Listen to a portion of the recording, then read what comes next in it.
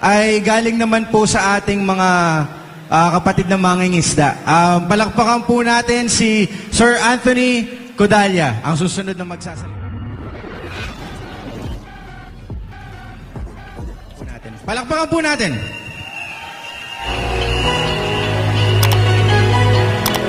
Magandang hapon po.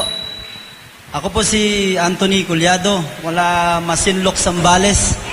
Mangingisda po ng Scalboro. Ang hinanayin ko lang po at pasalamat pala ako kay Sir Placido ng Maisog.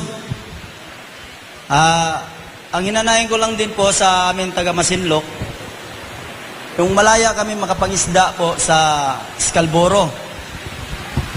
Sa totoo lang, itong huling yung July 13, inabog kami ng China.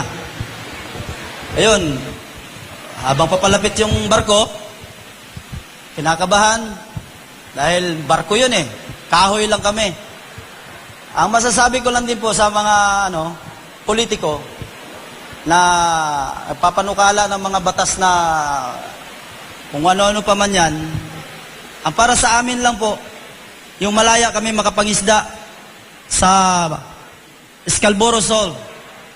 Ang tawagin namin ay Calboro lang.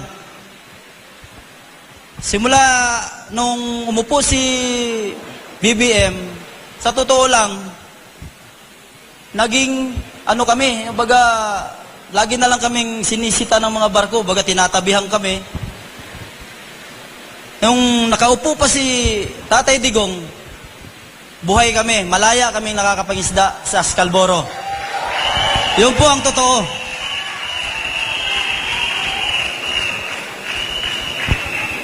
Kaya sa mga matataas sa ating gobyerno, gusto ko lang po iparating na tulungan kami mga maliliit na mangingisda, na malaya kami makapangisda sa Scalboro.